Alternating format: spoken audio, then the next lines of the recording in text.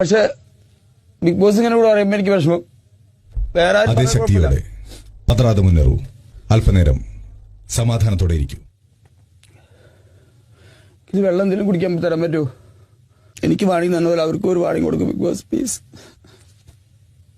Request. Jinto, ശാന്തമായിരിക്കൂ. വെള്ളം ഇപ്പോൾ കൊണ്ടുവരും. Thank you. ജിൻഡോ, പല വെല്ലുവിളികളെയും ഇവിടെ നേരിടേണ്ടി വരും.